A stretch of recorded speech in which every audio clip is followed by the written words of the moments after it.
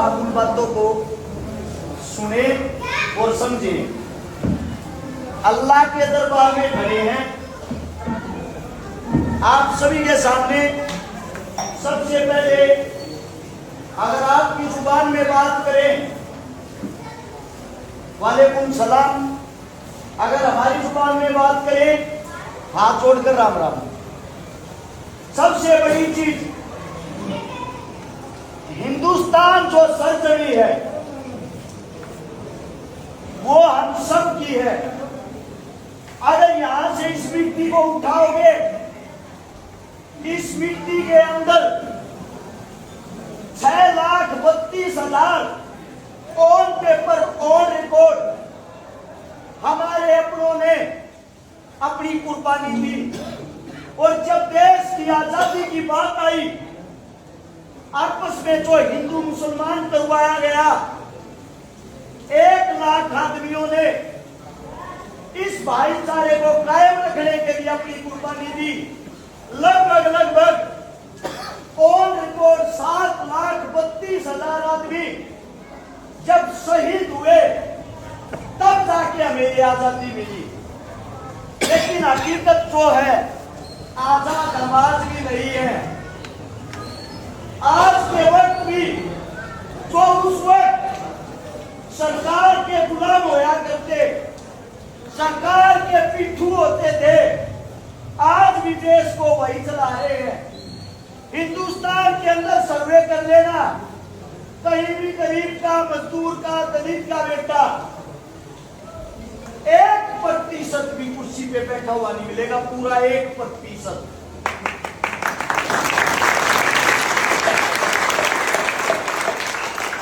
तो किस बात का क्यों नहीं बैठा हुआ, कारण क्या है?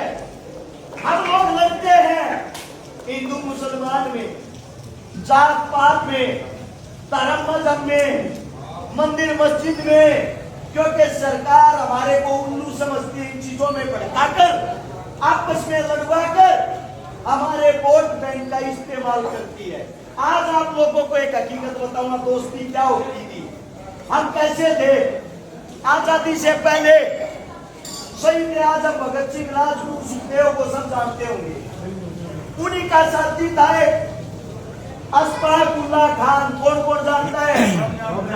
सब जानते हैं। उन्हीं का साथी था पंडित राम प्रसाद बिस्मिल। कौन जानता है? एक बार अशफाक उल्लाह खान बीमार हो जाते हैं, उनकी आंखें नहीं खुल रही, अपने घर में लेटते हैं। इमाम साहब को बुलाया जाता है, वैद्य जी को बुलाया जाता है। अशफाक की हालत खराब है, कृपया देखे क्या हुआ है, आंखें ही नहीं खोल रहा। जब वैद्य जी आता है, इमाम साहब आता है, अशफाक का हाथ पकड़ते हैं, अशफाक के मुंह से एक नाम निकलता है। अशफाक बोलता है राम। वैद्य जी और उसका परिवार जो प्योर मुस्लिम थे, वे बोलते हैं बेटा कहां किसको याद कर रहे हो आप, ये हमारा धर्म नहीं है। किस राम को याद कर रहे हो, कौन से राम को याद कर रहे हो? उसके मुख से दोबारा नाम निकलता है राम। अगर राम आ गया तो मैं बच जाऊंगा, राम आ गया तो मैं बच जाऊंगा। घर परिवार दौड़ा दौड़ा फिरता है, हमारे बच्चे को किसी ने कुछ करवा दिया, अल्लाह को याद नहीं कर रहे तो राम को याद कर रहा है। तब किसी खास दोस्त ने बताया राम इसके दोस्त का नाम है राम प्रसाद बिस्मिल। ये अपने दोस्त को याद कर रहा है, ये बोल रहा है मेरे दोस्त को लेके आओ, मेरा दोस्त मेरी दवाई है, मैं तुरंत ठीक हो जाऊंगा।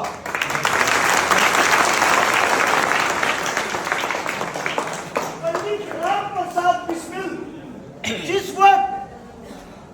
जिस वक्त राम के नाम लेता था, अशफाक उल्लाह जो एक मुस्लिम था सच्चा, वो अपने दोस्त की हिफाजत में बंदूक तान के खड़ा रहता था। और जब अशफाक नमाज अदा करता था, पंडित राम प्रसाद बिस्मिल दुश्मनों पर बंदूक तान के खड़ा रहता था अपने दोस्त के लिए। क्या कभी उन्होंने ये सोचा था आप लोगों की कुर्बानी होगी, आप लोग लोग जिंदा नहीं रहोगे और आपके बाद हिंदुस्तान के अंदर दोनों भाइयों को, हिंदू मुसलमानों को बनाया जाएगा। सोचा था किसी ने? आज की हालत ऐसी है, हमारे सामने दो पार्टियां हैं। भारतीय जनता पार्टी, जिनका एजेंडा एक इतना बड़ा भयानक एजेंडा है, आप लोगों को बता देता हूं, ज्यादा लंबा टाइम नहीं हुआ, 7 से 8 महीने 9 महीने हुए होंगे। नू मेवात के अंदर एक यात्रा के नाम पर सरकार दंगा कराना चाहती थी, याद है या नहीं है? लेकिन वो जो दंगा कराना चाहती थी, उस वक्त जो दूसरी पार्टी है, एंटी पार्टी कांग्रेस, वो भी अपना मुंह छुपा के अपने घर में बैठती थी। वो ये चाहती थी कभी मुस्लिमों की मेरे पक्ष में आप लोग बोलो, और सरकार यही चाहती थी एक बार ये पक्ष में बोले और हम हिंदू मुसलमान करने में कामयाब हो जाए। इतनी वहां की जनता, वहां की आवाम डरी हुई थी, अपने घरों से बाहर कोई नहीं निकल रहा था। धारा 144 लगा दी गई थी। लगभग हजारों आदमियों पर फर्जी झूठे मुकदमे दर्ज किए गए, जिसका नाम इकबाल, शाहिद, खान, इमरान, ये नाम मिलते ही उनको पकड़ते थे और सीधा अंदर डाल देते थे, मुकदमा लगा देते थे। जब इस बात का पता लगा, एक सिंगल पर्सन भी कहीं से कोई जिंदा दिल इंसान बाहर निकल के ये बोलने वाला नहीं आया ये हो क्या रहा है। उस वक्त तुम्हारे भाई ने ओपन चैलेंज किया कि मेरे मुस्लिमों के साथ आप लोग जो गलत कर रहे हो, जब तक हर्ष शिकारा जिंदा है ये गलत नहीं होने देगा।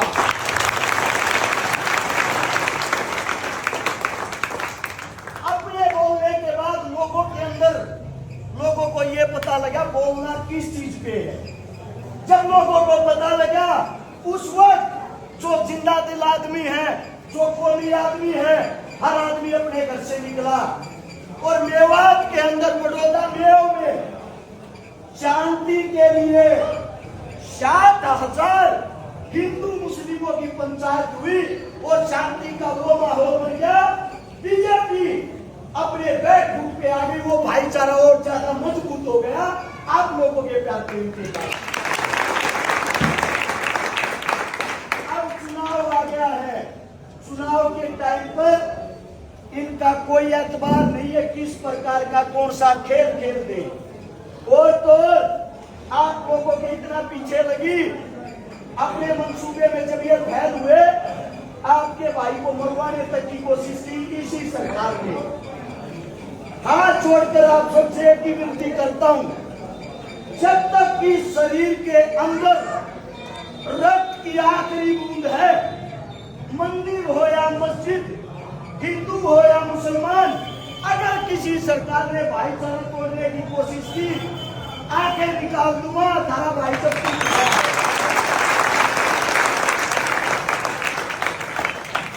लेकिन हम कमजोर एक जगह हो जाते हैं, जब हमारे अपने राजनीति की दलदल में फंस के पट जाते हैं। हाथ छोड़ के एक ही विनती है, अगर मुस्लिम परिवार की मदद करवाऊं, कम से कम 60 से 70 बेटियों का आपकी जुबान में बोले तो निकाह और मेरी जुबान में बोले तो साथी, आपका भाई आपका बेटा करवा चुका है। 60 से 70 3-4 दिन पहले प्रवासी गांव में भी मदद करके आया हूँ, मुस्लिम परिवार की। अपने ठल्ला गांव है, आप सब जानते होंगे, एक ही गांव के अंदर लगभग 10 से 12 बेटियों की शादियां करवाई है, नू मेवात में करवाई है। अपनी जो उत्तर प्रदेश बड़ौदा है वहां पे करवाई। आप सबसे गुजारिश करता है, आपका बच्चा आपका बेटा बड़ी बड़ी ताकतों से सीधा टक्कर लेने की कोशिश कर रहे हैं, अपने बेटे अपने बच्चे के हाथ मजबूत करने की कोशिश करें। ये मेरा परिवार है, परिवार से वोट की अपील करने के लिए नहीं आया हूं। आप लोगों से मुझे वोट के साथ सपोर्ट चाहिए कि मेरा परिवार मेरे साथ मेरे सुख और दुख में खड़ा है। 5 तारीख को चुनाव है, 5 को निर्दलीय प्रत्याशी हैं, 16 तारीख को चुनाव छीना जाएगा। मात्र 20 दिन अपने भाई अपने बेटे के साथ खड़े हो लो। आने वाले 5 के 5 साल आप लोगों के लिए होंगे, इस बात की गारंटी है। आप सबने इतना सम्मान दिया, इतना प्यार दिया, अपने पूरे परिवार को नमस्कार करता हूं। आप सभी के चरणों में प्रणाम, सभी को जय हिंद।